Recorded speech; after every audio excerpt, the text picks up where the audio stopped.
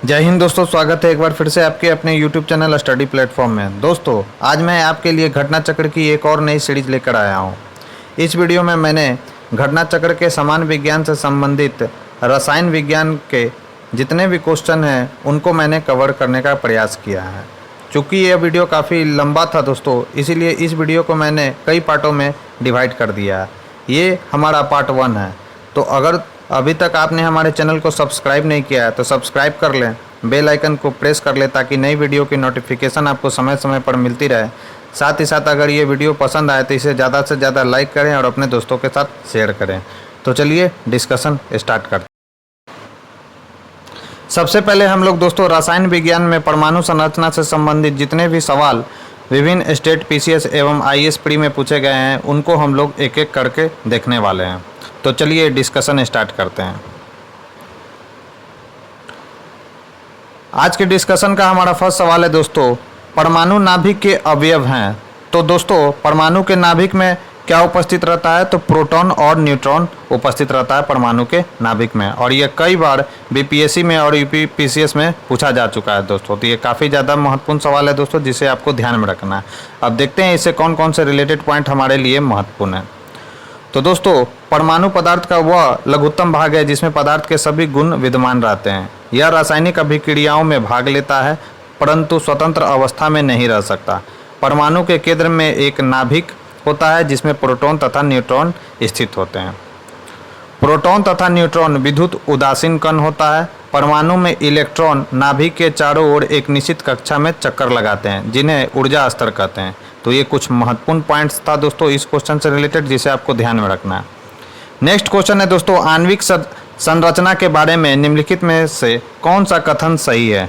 तो दोस्तों इसमें से जो ऑप्शन सी है, प्रोटॉन तथा न्यूट्रॉन न्यूक्लियस में होते हैं तथा इलेक्ट्रॉन न्यूक्लियस के इर्द गिर्द चक्कर लगाते हैं, यह बिल्कुल सही उत्तर है दोस्तों। तो इसे आपको ध्यान में रखना है, ये भी काफ़ी ज़्यादा महत्वपूर्ण क्वेश्चन है दोस्तों। नेक्स्ट क्वेश्चन है दोस्तों, एक परमाणु के केंद्र का धनावेशित हिस्सा कहलाता है। तो दोस्तों एक परमाणु के केंद्र का धनावेशित जो हिस्सा है दोस्तों वो क्या कहलाता है? तो वह न्यूक्लियस कहलाता है दोस्तों। अब देखते हैं इसे कौन कौन से महत्वपूर्ण फैक्ट्स हमारे एग्जाम के लिए महत्वपूर्ण है दोस्तों।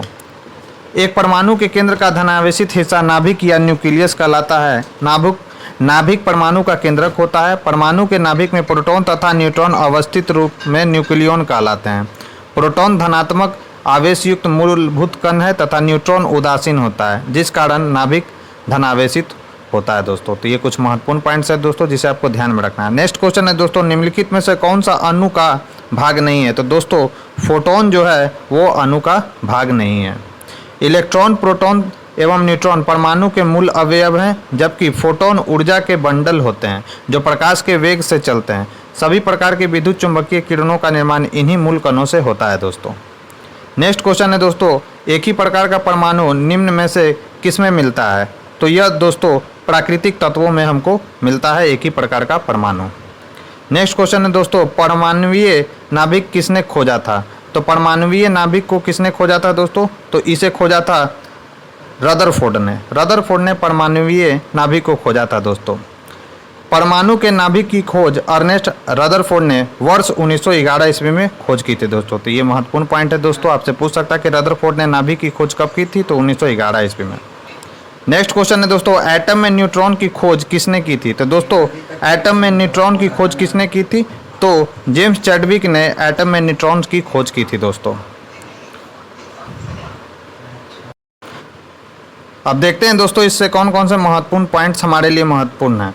रदरफोर्ड ने एक परमाणु में न्यूट्रॉन के अस्तित्व को प्रकाशित किया था, किंतु न्यूट्रॉन की खोज वर्ष 1932 में जेम्स चैडविक ने की थी। उन्होंने पता लगाया कि बेरिलियम तथा अन्य परमाणु पर यदि तीव्र गति वाले कण की बम वर्षा की जाए तो उसमें से विद्युत उदासीन कण निकलते हैं जिन्हें न्यूट्रॉन कहते हैं दोस्तों। नेक्स्ट क्वेश्चन है हमारा दोस्तों, निम्नलिखित में से कौन एक अणुपरमाणु कण नहीं है? तो दोस्तों अणुपरमाणु कण इसमें से कौन सा नहीं है? तो ड्यूट्रॉन जो है अणुपरमाणु कण नहीं है दोस्तों। अणुपरमाणु प्रारंभिक या सम्मिश्रण परमाणु होते हैं जो अणु के छोटे होते हैं, जो अणु से छोटे होते हैं। अणु परमाणु कणों में इलेक्ट्रॉन प्रोटॉन और न्यूट्रॉन शामिल हैं। ड्यूट्रॉन एक स्थिर कण है यानी स्टेबल पार्टिकल है जिसमें एक प्रोटॉन तथा एक न्यूट्रॉन होता है दोस्तों। तो ये कुछ महत्वपूर्ण पॉइंट है दोस्तों जिसे आपको ध्यान में रखना है। नेक्स्ट क्वेश्चन है दोस्तों, निम्नलिखित युग्मों में से कौन सा एक कण प्रतिकण युग्म है? तो दोस्तों इलेक्ट्रॉन का जो प्रतिकण है उसका नाम है पॉजिट्रॉन, और ये दोनों आपस में क्या है दोस्तों? कण प्रतिकण है। तो अधिकतर कणों के अनुरूप उनसे संबद्ध एक प्रतिकण होता है जिसका द्रव्यमान उस कण के द्रव्यमान के बराबर, जबकि विद्युत आवेश उस कण के विपरीत होता है। यानी इलेक्ट्रॉन के विपरीत इसका धन आवेश आवेश होता है दोस्तों पॉजिट्रॉन का। उदाहरण के तौर पर इलेक्ट्रॉन का प्रतिकण धन आवेशित एंटी इलेक्ट्रॉन या पॉजिट्रॉन है दोस्तों। नेक्स्ट है सूची 1 को सूची 2 से मिलान करना है दोस्तों। तो शून्य द्रव्यमान किसका होता है? तो शून्य द्रव्यमान किसका होता है दोस्तों? तो शून्य द्रव्यमान होता है दोस्तों न्यूट्रिनो का। तो इसका आंसर हो जाएगा 2। आंशिक आवेश किसका होता है दोस्तों? तो आंशिक आवेश होता है यानी फ्रैक्शनल चार्ज किसका होता है? तो फ्रैक्शनल चार्ज होता है यानी फ्रैक्शनल चार्ज हो जाता है 3 का, यानी शून्य द्रव्यमान हो जाएगा आपका न्यूट्रिनो का। शून्य द्रव्यमान हो जाएगा न्यूट्रिनो का। आंशिक हो जाएगा आंशिक आवेश हो जाएगा क्वार्क का, यानी ठीक है। और आंशिक प्रचक्रण, तो आंशिक प्रचक्रण किसका हो जाएगा दोस्तों? तो आंशिक प्रचक्रण हो जाएगा आपका पॉजिट्रॉन का। तो इसका आंसर हो जाएगा दोस्तों, पहला का हो जाएगा न्यूट्रिनो, दूसरा का हो जाएगा 3, आंशिक चक्रण हो जाएगा पॉजिट्रॉन का, और पूर्णांक प्रचक्रण हो जाएगा दोस्तों फोनॉन का। अब देखते हैं कौन कौन से महत्वपूर्ण पॉइंट इस क्वेश्चन से रिलेटेड हमारे एग्जाम के लिए काफ़ी ज़्यादा महत्वपूर्ण है। तो पॉजिट्रॉन एक धनावेशित मूल कण है जिसका द्रव्यमान एवं आवेश इलेक्ट्रॉन के बराबर होता है, इसलिए इसे इलेक्ट्रॉन का विरोधी कण यानी एंटी पार्टिकल कहते हैं। इसका प्रचक्रण 1/2 होता है। न्यूट्रिनो ये द्रव्यमान एवं आवेश रहित मूल कण है जिसकी खोज पॉली ने की थी दोस्तों। क्वार्क पदार्थ का मूल कण है जिसमें अधिकांश पदार्थ बने हैं। क्वार्क मिलकर हाइड्रोन बनाते हैं। क्वार्क का आंशिक आवेश यानी मूल कण का -1/3 या +2/3 होता है दोस्तों। फोनॉन ध्वनि के लघुत्तम कण है। दृढ़ क्रिस्टल विमा के कंपन में फोनॉन को पाया जाता है दोस्तों। नेक्स्ट क्वेश्चन है दोस्तों, अल्फा कण के 2 धनावेश होते हैं जिसका द्रव्यमान लगभग बराबर रहते हैं। जिसका द्रव्यमान किसके बराबर है दोस्तों? तो हीलियम के परमाणु नाभिक के बराबर होता है अल्फा कणों का द्रव्यमान। अल्फा कण हीलियम नाभिक के 2 समान प्रोटॉन 2 प्रोटॉन तथा 2 न्यूट्रॉन से मिलकर बने होते हैं। ये द्विआवेश युक्त हीलियम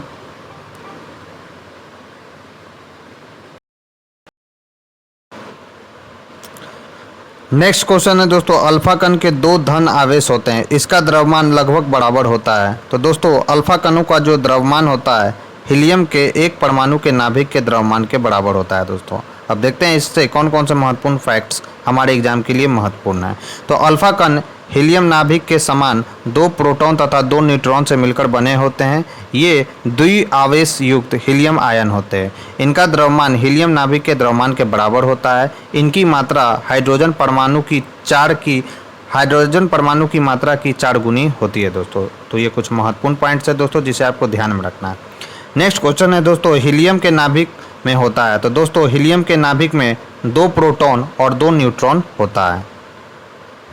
नेक्स्ट क्वेश्चन है दोस्तों, निम्नलिखित में से किसमें ऋणात्मक आवेश होता है? तो दोस्तों बीटा जो कण होता है उसमें ऋणात्मक आवेश होता है यानी नेगेटिव चार्ज होता है दोस्तों। अल्फा किरण अल्फा कणों से बनी होती है जो धनावेशित हीलियम नाभिक होते हैं। बीटा कण ऋणावेशित इलेक्ट्रॉन एवं गामा किरण अनावेशित होते हैं। गामा किरण विद्युत चुंबकीय तरंग हैं। तो ये महत्वपूर्ण पॉइंट है दोस्तों। गामा किरण कैसा तरंग है? तो विद्युत चुंबकीय तरंग है दोस्तों। नेक्स्ट क्वेश्चन है दोस्तों, निम्नलिखित में से कौन सा कण आवेश रहित है? तो दोस्तों निम्नलिखित में से कौन सा कण आवेश रहित है? तो न्यूट्रॉन जो है दोस्तों वह आवेश रहित कण है दोस्तों। नेक्स्ट क्वेश्चन है दोस्तों, अब इससे कौन कौन से महत्वपूर्ण पॉइंट्स है दोस्तों वो भी देख लेते हैं। तो न्यूट्रॉन विद्युत उदासीन अपरमाणुक कण है। न्यूट्रॉन का द्रव्यमान प्रोटॉन के द्रव्यमान के लगभग बराबर होता है। न्यूट्रॉन की खोज वर्ष 1932 ईस्वी में इंग्लिश वैज्ञानिक जेम्स चैडविक ने की थी दोस्तों। नेक्स्ट क्वेश्चन है दोस्तों, परमाणु में कक्षों को भरने का क्रम नियंत्रित होता है। तो यह किस प्रिंसिपल पर काम करता है दोस्तों? परमाणु में कक्षाओं में इलेक्ट्रॉन किस सिद्धांत पर भरा जाता है? तो अफबाउ सिद्धांत पर यह भरा जाता है इलेक्ट्रॉन को। अफबाउ एक जर्मन शब्द है जिसका अर्थ होता है निर्माण। यह नियम तत्वों के इलेक्ट्रॉनिक विन्यास लिखने की एक आसान विधि प्रदान करता है। इसके अनुसार इलेक्ट्रॉन सर्वप्रथम निम्न ऊर्जा स्तर में जाता है। जब यह ऊर्जा स्तर पूर्णतया भर जाता है तब इलेक्ट्रॉन इस ऊर्जा स्तर से उच्च ऊर्जा स्तर में जाते हैं। इस प्रकार यह क्रम चलता रहता है। अफबाउ सिद्धांत पॉली के अपवर्जन नियम और हुंड्स के मैक्सिमम मल्टीप्लिसिटी नियम तथा कक्षों की तुलनात्मक ऊर्जाओं पर आधारित है दोस्तों। तो ये कुछ महत्वपूर्ण पॉइंट है दोस्तों जिसे आपको ध्यान में रखना है। नेक्स्ट दोस्तों, रासायनिक तत्वों के अणु के संदर्भ में चुंबकीय क्वांटम संख्या का संबंध है। तो चुंबकीय क्वांटम संख्या का संबंध किससे दोस्तों? तो अभिविन्यास से संबंधित है। रासायनिक तत्वों के अणु के संदर्भ में चुंबकीय क्वांटम संख्या यानी एमसी से सूचित किया जाता है दोस्तों का संबंध इलेक्ट्रॉन कक्ष के अभिविन्यास से है। प्रिंसिपल क्वांटम संख्या यानी एन कक्ष के आकार और ऊर्जा को, एजिमुथल क्वांटम संख्या यानी एल जो है दोस्तों कक्ष की त्रिविमीय आकृति को, तथा स्पिन क्वांटम संख्या यानी एस कक्ष में इलेक्ट्रॉन के चक्रण को बताती है दोस्तों। तो ये सारे के सारे महत्वपूर्ण पॉइंट्स है दोस्तों जिसे आपको ध्यान में रखना है। बढ़ते अपने नेक्स्ट क्वेश्चन को। नेक्स्ट क्वेश्चन है दोस्तों, जिस तत्व के परमाणु में 2 प्रोटॉन और 2 न्यूट्रॉन और 2 इलेक्ट्रॉन हो उस तत्व की द्रव्यमान संख्या क्या होती है? तो दोस्तों द्रव्यमान संख्या क्या होती है? तो ए इक्वल टू होता है प्रोटॉनों की संख्या प्लस न्यूट्रॉनों की संख्या। तो प्रोटॉन 2 है और न्यूट्रॉन 2 है तो कितना हो जाएगा दोस्तों द्रव्यमान संख्या? 4। तो इस क्वेश्चन का राइट आंसर क्या हो जाएगा दोस्तों? बी इस क्वेश्चन का जो होगा दोस्तों वह राइट आंसर होगा। तो किसी तत्व की द्रव्यमान संख्या उसके नाभिक में उपस्थित प्रोटॉनों एवं न्यूट्रॉनों की संख्या के योग के बराबर होता है। इस प्रकार कितना हो जाएगा इसका आंसर दोस्तों? 4।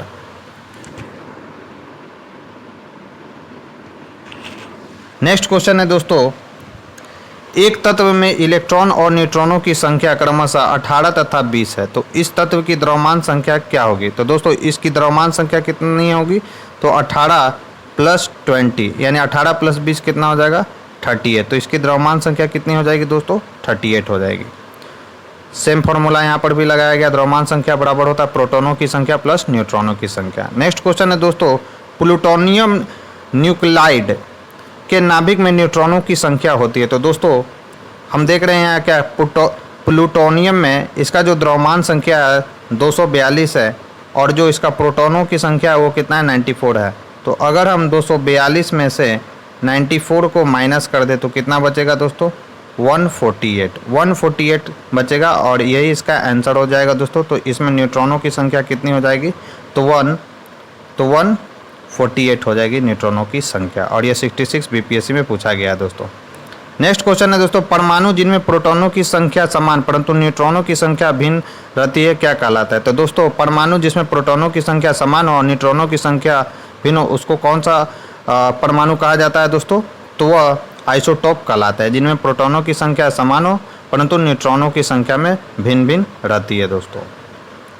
एक ही तत्व के वे परमाणु जिनकी परमाणु संख्या समान किंतु द्रव्यमान संख्या भिन्न भिन्न हो समस्थानिक यानी आइसोटोप्स कहलाते हैं। किसी तत्व के विभिन्न समस्थानिकों की परमाणु संख्या समान होने के का कारण यह है कि उनके नाभिक में प्रोटॉनों की संख्या समान होती है किंतु उनमें न्यूट्रॉनों की संख्या भिन्न भिन्न होती है जिसके कारण उनकी द्रव्यमान संख्या भिन्न भिन्न होती है। तो ये कुछ महत्वपूर्ण पॉइंट्स है दोस्तों जिसे आपको ध्यान में रखना है। नेक्स्ट क्वेश्चन है दोस्तों, समस्थानिक होते हैं किसी एक ही तत्व के परमाणु जिनका क्या होता है दोस्तों? परमाणु भार जो होता है भिन्न होता है परंतु परमाणु क्रमांक यानी प्रोटॉनों की संख्या क्या होती है दोस्तों? समान होती है। सेम क्वेश्चन है, किसी परमाणु नाभिक का आइसोटोप वह नाभिक है जिसमें क्या होता है दोस्तों? प्रोटॉनों की संख्या क्या होती है? वही होती है यानी समान होती है परंतु न्यूट्रॉनों की संख्या में क्या पाई जाती है दोस्तों? भिन्नता पाई जाती है जिसके कारण द्रव्यमान संख्या भी क्या होता है उनका भिन्न होता है। तो इसका आंसर क्या हो जाएगा? बी हो जाएगा। सेम ही क्वेश्चन है। अब इसमें से बोल रहा है दोस्तों, निम्नलिखित में सम न्यूट्रॉनिक समूह कौन है? किसमें न्यूट्रॉनों की संख्या समान है? तो न्यूट्रॉनों की संख्या अगर हम देखें दोस्तों तो डी में समान है। अगर हम 14 में से 6 को घटाएं तो 8 बचता है। फिर अगर हम 15 में से 7 को घटाएं तो इसमें भी 8 बचता है और 16 में से 8 को घटाएं तो इसमें भी 8 बचता है। तो इसमें समान न्यूट्रॉन प्राप्त हो रहा है हमको, इसलिए इसका आंसर क्या हो जाएगा दोस्तों? डी हो जाएगा। नेक्स्ट क्वेश्चन है दोस्तों, रेडियो एक्टिविटी मापी जाती है। तो रेडियो एक्टिविटी किससे मापी जाती है दोस्तों? तो गाइडर काउंटर से रेडियो एक्टिविटी मापी जाती है। गाइडर काउंटर को गाइडर मूलर काउंटर के नाम से भी जाना जाता है। यह एक प्रकार का कण संसूचक है जिसका प्रयोग आयनित विकिरण को मापने में किया जाता है। इस उपकरण के द्वारा नाभिकीय विकिरण के उत्सर्जनों का पता लगाया जाता है दोस्तों। तो ये कुछ गाइडर काउंटर से रिलेटेड महत्वपूर्ण पॉइंट्स है दोस्तों, जिसे आपको ध्यान में रखना है। नेक्स्ट क्वेश्चन है दोस्तों, रेडियो एक्टिविटी का यानी रेडियो एक्टिविटी का आविष्कार किसने किया था? तो दोस्तों रेडियो एक्टिविटी का आविष्कार बैकुरेल ने किया था। अंटोइन हेनरी बैकरोल एक फ्रांसीसी भौतिक शास्त्री थे। सर्वप्रथम 1896 ईस्वी में इन्होंने रेडियो एक्टिविटी की खोज की थी। यह खोज इन्होंने स्फुर दीप्ति पदार्थों के अध्ययन के दौरान की थी दोस्तों। अब हम लोग दोस्तों रासायनिक एवं भौतिक परिवर्तन यानी रासायनिक physical and chemical changes and solution आदि से संबंधित जितने भी सवाल विभिन्न स्टेट पीसीएस और आईएसपीडी में पूछे गए हैं उनको हम लोग एक एक कर देखेंगे। सबसे पहला क्वेश्चन है दोस्तों, भौतिक परिवर्तन का एक उदाहरण है। तो दोस्तों भौतिक परिवर्तन का कौन सा एक उदाहरण है? तो पानी में चीनी का घुलना जो है भौतिक परिवर्तन का उदाहरण है। भौतिक प्रक्रिया वह प्रक्रिया है जिसमें कारक को हटा देने पर भौतिक प्रक्रिया में भाग लेने वाला पदार्थ पुनः अपनी पूर्ववर्ती अवस्था में आ जाता है। भौतिक प्रक्रिया अस्थायी एवं उत्क्रमणीय होती है। पानी में चीनी का घुलना एक भौतिक परिवर्तन है, क्योंकि वाष्पन द्वारा चीनी को पुनः प्राप्त किया जा सकता है दोस्तों। नेक्स्ट क्वेश्चन है दोस्तों, जल का वाष्प में परिवर्तन कहलाता है। तो दोस्तों जल का वाष्प में परिवर्तन कौन सा परिवर्तन कहलाता है? तो यह भौतिक परिवर्तन कहलाता है। भौतिक परिवर्तन वह कारक है जिसमें वस्तु अपनी पुरानी अवस्था को छोड़कर नए रूप में परिवर्तित हो जाती है, लेकिन कारक हटा लेने पर वह पुनः अपना अस्तित्व रूप धारण कर लेती है, वास्तविक रूप धारण कर लेती है। जल का वाष्प में परिवर्तन भौतिक परिवर्तन है दोस्तों। नेक्स्ट क्वेश्चन है दोस्तों, निम्नलिखित में से कौन सा रासायनिक परिवर्तन का उदाहरण है? तो रासायनिक परिवर्तन का उदाहरण कौन सा है दोस्तों? तो सब्जियों का पकाने पर उसका मुलायम हो जाना। सब्जियों को पकाने पर उसका मुलायम हो जाना रासायनिक परिवर्तन का उदाहरण है दोस्तों। रासायनिक परिवर्तन वह प्रक्रिया है जिसमें कारक को हटा देने पर रासायनिक प्रक्रिया में भाग लेने वाला पदार्थ अपने पूर्ववर्ती अवस्था में नहीं आ सकता। अर्थात रासायनिक प्रक्रिया अस्थायी एवं सामान्यतः अनुत्क्रमणीय होती है। अतः सब्जियों को पकाने पर उनका मुलायम हो जाना एक रासायनिक प्रक्रिया है दोस्तों। नेक्स्ट क्वेश्चन है दोस्तों, संक्षारण के उदाहरण है। तो ये जो तीनों जो हैं दोस्तों ABC यह संक्षारण के उदाहरण है। यानी सिल्वर पर काले रंग की परत बनना, तांबे पर हरे रंग की परत बनना और लोहे पर भूरे रंग की परत बनना, ये तीनों संक्षारण के उदाहरण हैं दोस्तों। वायु अथवा रासायनिक पदार्थों द्वारा धातुओं का सैन्य यानी धीरे धीरे क्षय होना संक्षारण कहलाता है। लोहे पर जंग लगना अर्थात लोहे पर भूरे रंग की परत बनना, तांबे पर हरे रंग की परत बनना तथा सिल्वर पर काले रंग की परत बनना संक्षारण के उदाहरण है दोस्तों।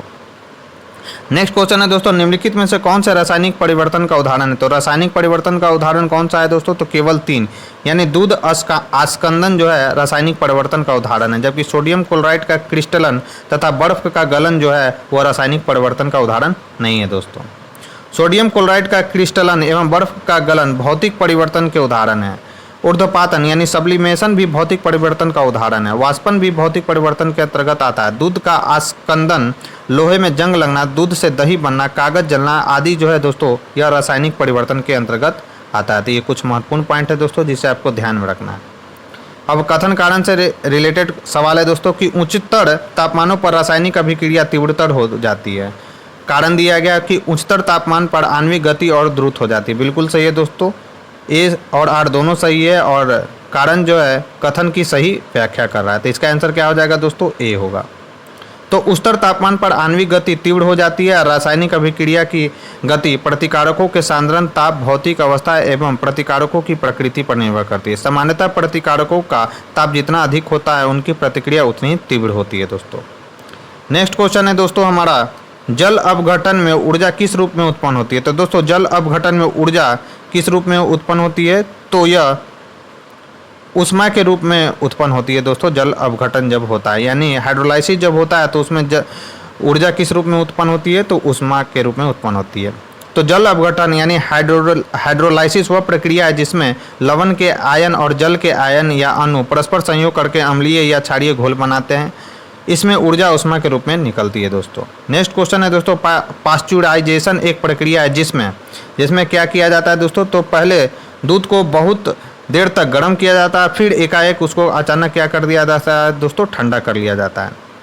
तो पास्चुराइजेशन द्रव खाद्य सामग्री के संरक्षण की विधि है। इस विधि की खोज लुई पास्चर ने की थी, इसलिए उन्हीं के नाम पर इसका नाम पास्चुरीकरण पड़ा। इसमें दूध को 145 डिग्री फ़ारेनहाइट से 150 डिग्री फ़ारेनहाइट तापमान पर 30 मिनट तक गर्म किया जाता है। उसके पश्चात उसे 55 डिग्री फ़ारेनहाइट तक ठंडा कर लिया जाता है। इस पास्चुरीकरण प्रक्रिया से दूध में उपस्थित हानिकारक कीटाणु जो होते हैं दोस्तों मर जाते हैं।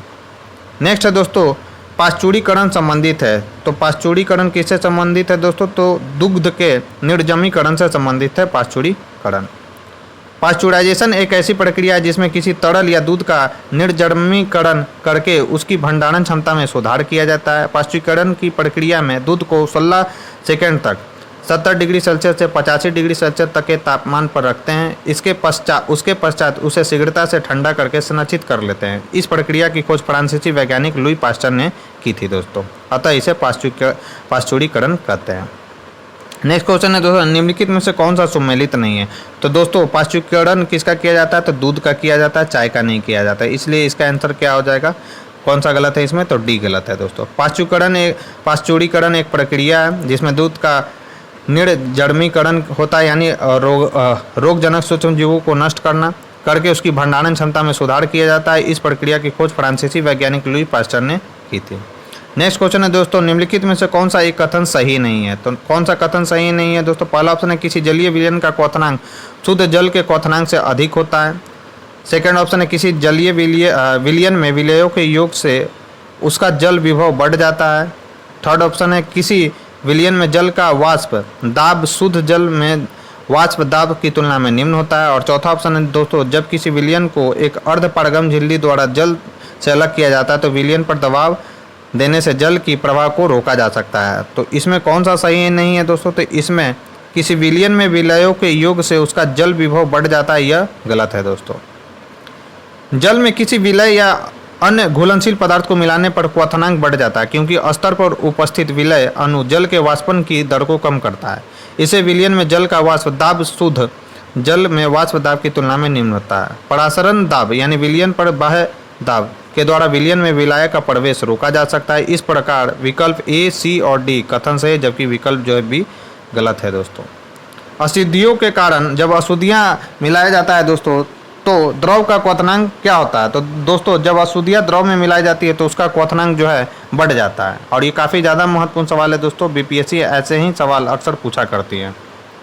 नेक्स्ट क्वेश्चन है दोस्तों, ऊंचाई की जगहों पर पानी 100 डिग्री सेंटीग्रेड के नीचे के तापमान पर क्यों उबलता है। क्यों उबलता है दोस्तों, क्योंकि ऊंचाई पर क्या होता है, वायुमंडलीय दाब कम होता है, अतः उबलने का बिंदु नीचे आ जाता है। इस कारण जो है दोस्तों 100 डिग्री सेंटीग्रेड से नीचे के तापमान पर जल उबलता है ऊंचाई पर जाने पर। ऊंचाई पर जाने पर वायुमंडलीय दाब कम हो जाता है, अतः जल का क्वथनांक घट जाता है और जल कम ताप पर ही उबलने लगता है। इसी कारण ऊंचाई पर जाने पर खाना भी देर से पकता है दोस्तों।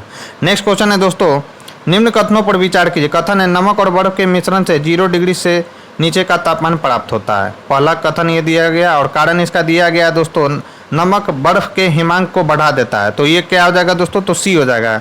नमक जब बर्फ में नमक को मिलाया जाता है तो उसका हिमांक बढ़ा नहीं देता है बल्कि घटा देता है दोस्तों। तो ये ए सही है, जबकि आर गलत है। तो इम्प्यूरिटीज को मिलाने से द्रव का क्वथनांक बढ़ जाता है, जबकि गलनांक समानता कम हो जाता है। 0 डिग्री सेल्सियस पर पिघलती बर्फ में यदि कुछ नमक, सोडा आदि मिलाते हैं तो बर्फ का गलनांक 0 डिग्री सेल्सियस से घटकर -22 डिग्री सेल्सियस तक कम हो जाता है। ऐसे मिश्रण को हिम मिश्रण यानी फ्रीजिंग मिक्सचर कहते हैं। इस प्रकार कथन एक सही है, जबकि आर गलत है दोस्तों। नेक्स्ट क्वेश्चन है दोस्तों, कोहड़े में निम्नलिखित में से कौन सा कोलाइडी तंत्र अभिव्यक्त है। तो कोहड़ा किसका मिश्रण होता है दोस्तों, तो गैस में द्रव का मिश्रण होता है कोहड़ा। कोहड़े में जलवाष्प का संघनन लघु जल बिंदुओं के रूप में होता है, जो धरातल की दृश्यता को प्रभावित करता है। जब धरातल के नज़दीक स्थित वायु का तापमान ओसांग तक पहुंच जाता है तथा हवा ठंडी हो जाती है, तब उसमें उपस्थित जलवाष्प का संघनन वायुमंडलीय धूल कणों इत्यादि के चारों तरफ हो जाता है। ये संघनित जल की बूंदें हल्की होने के कारण हवा में ही लटकती रहती है और हवा के साथ स्थानांतरित होती है दोस्तों। तो ये कुछ महत्वपूर्ण पॉइंट है दोस्तों, जिसे आपको ध्यान में रखना है। नेक्स्ट क्वेश्चन है दोस्तों, यदि 100 ग्राम चीनी को आधा लीटर पानी में मिलाकर एक असंतृप्त यानी अनसैचुरेटेड चीनी का घोल तैयार किया जाए तो निम्नलिखित में से कौन सी भौतिक राशि नहीं बदलेगी? तो कौन सी भौतिक राशि नहीं बदलेगी दोस्तों? तो आयतन नहीं बदलेगी, जबकि द्रव्यमान, घनत्व और सांद्रता ये तीनों चेंज हो जाता है, जबकि आयतन फिक्स रहता है दोस्तों। नेक्स्ट क्वेश्चन है दोस्तों, निम्नलिखित कथनों पर विचार कीजिए। परासरण के प्रक्रम में विलायक सांद्र घोल से तनु घोल की ओर जाती है। दूसरा ऑप्शन है दोस्तों, प्रतिलोम परासरण में तनु घोल पर बाह्य दबाव लगाया जाता है। तो दोनों उल्टा दिया गया है दोस्तों, यानी इसमें से कोई भी विकल्प सही नहीं, यानी ना ही एक और ना ही दो इसका आंसर होगा। परासरण के प्रक्रम में किसी विलायक में प्रवाह प्रसरण यानी तनु विलयन से सांद्र विलयन की ओर होता है। प्रतिलोम परासरण में बाह्य दाब सांद्र विलयन पर लगाया जाता है। सांद्र विलयन पर बाह्य दाब लगाकर उसमें उपस्थित विभिन्न प्रकार के अणुओं एवं आयनों को विलयन से पृथक किया जाता है दोस्तों। नेक्स्ट क्वेश्चन है, ठोस अशुद्धियों के शुद्धिकरण के लिए निम्नलिखित में से कौन सी प्रक्रिया उपयोगी नहीं है? तो कौन सी प्रक्रिया उपयोगी नहीं है दोस्तों? तो ऊर्ध्वपातन होता है ठोस अशुद्धियों के शुद्धिकरण के लिए। क्रिस्टलीकरण भी होता है ठोस अशुद्धियों के शुद्धिकरण के लिए। लेकिन आसवन जो है दोस्तों वो द्रवों के लिए उपयोग में लाया जाता है। द्रवों के शुद्धिकरण के लिए आसवन विधि का प्रयोग किया जाता है, या ठोस अशुद्धियों को दूर करने के लिए इसका प्रयोग नहीं किया जाता है। तो आसवन की प्रक्रिया का प्रयोग प्रायः तरल अशुद्धियों के शुद्धिकरण के लिए किया जाता है, जबकि ऊर्ध्वपातन एवं क्रिस्टलीकरण का उपयोग ठोस अशुद्धियों के शुद्धिकरण के लिए किया जाता है दोस्तों।